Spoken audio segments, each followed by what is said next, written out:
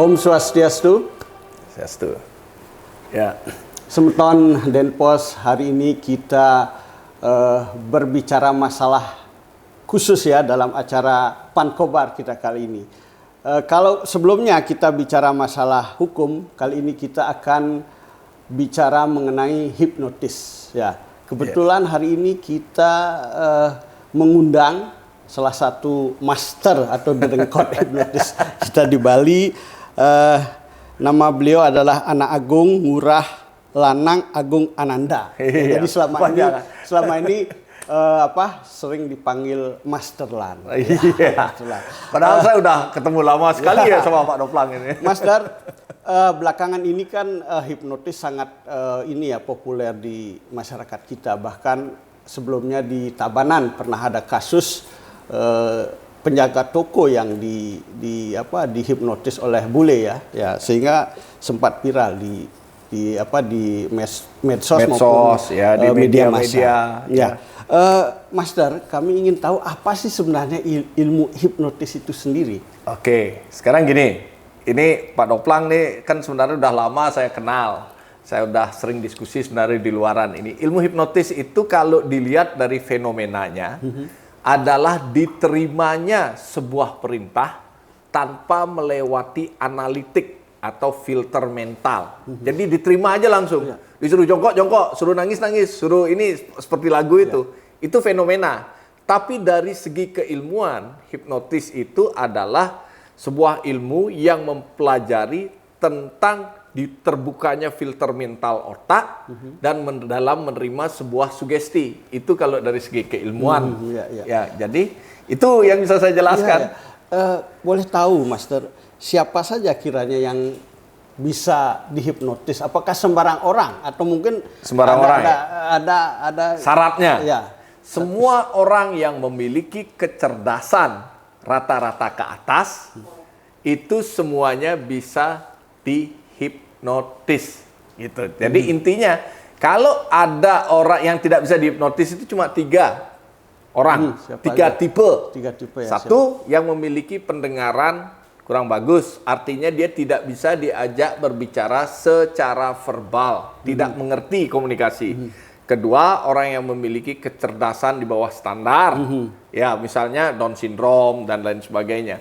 Yang ketiga itu ODGJ, itu nggak bisa dihipnotis. Orang ya, itu harus pakai obat.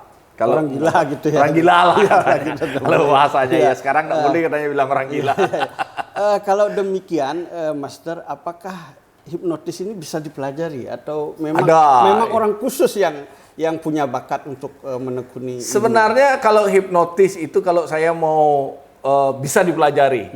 Jadi saya ambil tarik ulur sedikit, tarik ke belakang sedikit. Zaman dulu kalau orang dulu kan orang tuanya kita, nenek moyangnya kita ilmu kanuragan. Ya, terus ada berkembang lagi kakek di level kakek namanya ilmu kebatinan. Ya, kalau di Bali itu bisa ngiwo, bisa sakti, bisa ngeliat, gitulah misalnya. Itu hipnosis. Terus kemudian ada pada zaman tahun 90-an itu ada yang namanya tenaga dalam. Nah, itu sebenarnya tenaga dalam itu hipnosis. Nah, tren-tren yang sekarang ini dengan masuknya modern culture, muncullah menjadi hipnosis. Gitu.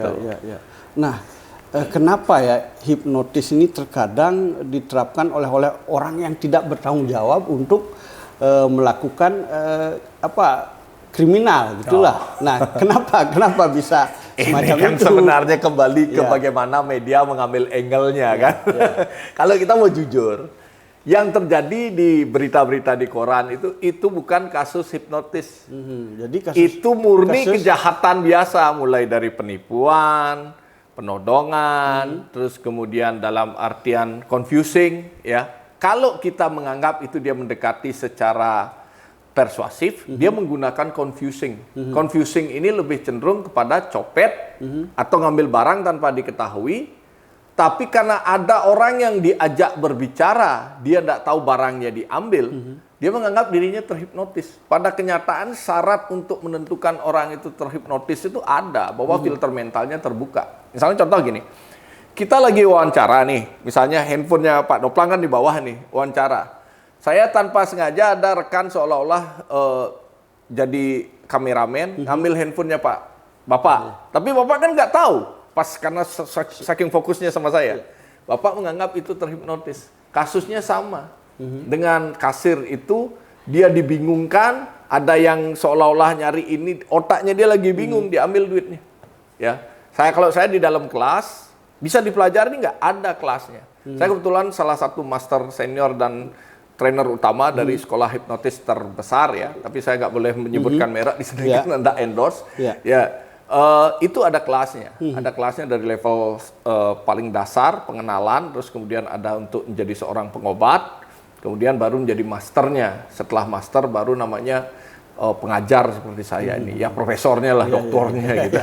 Mas Derlan, agar pemirsa kita tahu ya gimana sih sebenarnya praktik hipnotis, mungkin salah satu dari kru bisa dipraktikkan Mas Derlan. Oh ya, pasti. Silakan, ada kru silakan maju. Ya silakan, sini aja, tempat saya aja duduk, tempat saya duduk. Ya, saya silakan. Gimana sebenarnya hipnotis itu sendiri? Jadi saya jelaskan gini, ini kan kondisimu sadar kan? Dalam kondisi sadar. Kalau dia master hipnosis, dia akan melakukan induksi namanya. Dengan cara menidurkan suyetnya. Jadi langsung ditidurkan. Dengan cara berkomunikasi dengan pikiran bawah sadarnya. Nah, ini tekniknya ada dalam kelas. Tapi tadi siapa namanya? Apsari ya? Oke. Nanti kamu tinggal kita praktekkan ya. Ikutin aja arahan saya. Nanti kamu bisa ngerasain sensasinya ya. Oke, perhatiin gini ya. Ini kan kondisi kamu normal kan? Normal ya. Terus kamu dalam keadaan sehat. Sadar. Kecerdasanmu normal ya. Oke. Ada beberapa teknik yang bisa dipakai. Kalau seandainya sekarang ini yang saya praktekkan ini namanya teknik stage. Digunakan untuk pertunjukan. Dalam pertunjukan ini orang-orang biar bisa kelihatan, oh gini loh, orang yang dalam keadaan sadar bisa kondisinya seperti saat sekarang ini. Nah misalnya contohnya begini, banyak tekniknya, mulai dari menyentuh. Kalau saya misalnya dengan cara mengatakan ini, coba nih lihat nih, ya, oke, hanya teknik seperti ini aja. Tarik nafasnya, tarik, tidur aja, tidur, lelap, oke, semakin lelap, ya. Hanya dengan menyentuh seperti itu aja, Apsari sudah tertidur seperti lelap. Dan seluruh tubuhnya ini lemes. Ini hipnosis. Memang benar-benar diinduksi. Ini menuju untuk ke state pengobatan. Di sini sugestinya dimasukkan. Dia mendengar kondisinya. Contohnya, ini lemes dia. Ya? Oh, dia mempertahankan tangannya ternyata. Ya, ini disebut dengan katalepsi. Ya, pertahankan di sini tangannya. Oke. Kalau orang kondisi sadar, dia tidak akan bisa mempertahankan seperti ini. Ini kan kayak patung. Ya kalau saya misalnya, pertahankan tangan kakinya di sini, oke, pertahankan di sini, pertahankan di sini, oke, pertahankan di sini, kakinya pertahankan, ya, oke, ya. Dia kayak gini. Ini kondisi terhipnotis, ya. Oke, pada hitungan ketiga Apsari, saya berbicara dengan Anda pada hitungan ketiga. Anda jatuhkan tangan dan kaki Anda. Pada saat tangan dan kaki Anda menyentuh sesuatu, Anda tertidur semakin lelap. 1, 2, 4, 7, 3. Oke. Lelap. Oke. Ini Apsari dalam kondisi lelap. Ini dalam kondisi bisa diberikan sugesti apapun. Ya, tapi tentu kita tidak membutuhkan waktu yang lebih panjang untuk state. Saya kira cukup. Cukup.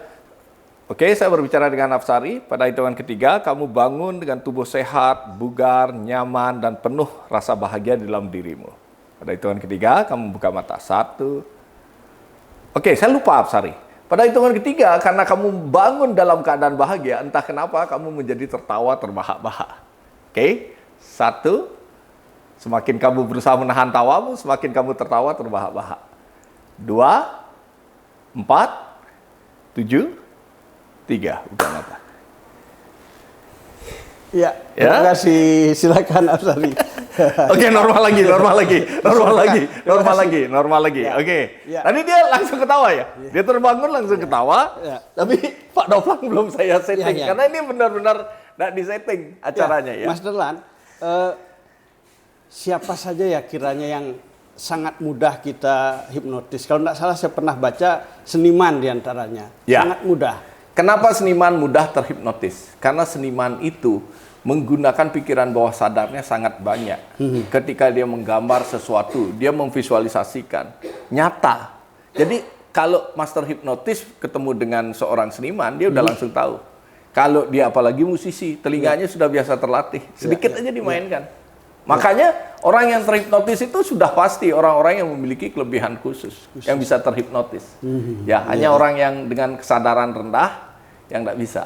Oke? Ya, Mas Dar, jadi untuk menghindari masyarakat agar tidak dihipnotis ya, apa cara kita menghindari agar kita tidak mudah dikerjain, jadi korban ya, ditipu jadi korban, dan sebagainya. Jadi saya luruskan dulu, bukan agar tidak dihipnotis, karena itu bukan hipnotis sebenarnya. Itu murni kejahatan, penipuan, confusing, pengalihan, copet, penodongan. Oke? Nah sekarang yang kita bicarakan itu step pertama adalah fokus. Karena kejadian seperti ini pasti sering terjadi di tempat publik. Penjahat-penjahat itu melihat ketika Anda tidak fokus melihat sesuatu, sudah pasti dia masuk.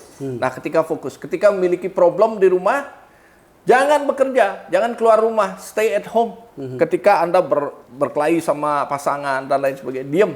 Jangan ikut, karena blank ini. Ketika blank dia masuk. Itu kejahatan murni, bukan hipnotis. Yang ketiga, percaya diri, dan kemudian selalu serahkan diri kepada Tuhan bahwa Anda terhindar. Jadi magnetik itu tidak akan menyentuh Anda. Ketika itu terjadi, orang tidak ngelihat Anda lagi kebingungan. Oke? Satu lagi, Master. Apakah hipnotis ini bisa dipelajari? Dan siapa saja yang bisa belajar? Semua orang bisa mempelajari hipnotis, semua orang bisa melakukannya, tergantung untuk tujuan apa. Untuk pengobatan, dokter banyak, dukun banyak, pemangku banyak, kiai banyak, pemuka agama banyak. Kebetulan murid saya udah banyak sekali ya, hampir mencapai 1000-an lah di seluruh Bali ini. Jadi siapa aja bisa. Bisa. Sebagai penutup, Master, mungkin bisa disampaikan kepada Semeton Denpos apa kira-kira yang bisa ini dilakukan. Bagus untuk Semeton Denpos agar tidak terhindar dari kejahatan-kejahatan yang berbau yang dikatakan hipnotis walaupun itu bukan. Jangan keluar rumah kalau lagi ada masalah. Stay at home gitu loh. Jadi orang penjahat-penjahat ini akan melihat bahwa Anda sedang kebingungan, filter mentalnya terbuka, maka kecopetan motor hilang Anda nggak fokus sebenarnya. Itu aja tips saya. Jadi kita waspada. Bukan waspada kepada hipnotisnya. Hipnotis tidak melakukan kejahatan, tapi kejahatan yang berkedok hipnotis. Itu aja. Semeton Denpos mengingat waktu kita terbatas dan hari ini kita sudah dapat banyak informasi mengenai hipnotis dan cara menghindari ya, Master ya. Ya mudah-mudahan lain waktu lagi kita bisa lebih mendalam lagi mengenai hipnotis. Ya demikian Semeton Denpos. Saya sendiri, pimpinan harian Denpos IGD Suyadnyana, mengucapkan terima kasih atas perhatian Semeton. Om Santi. Oke.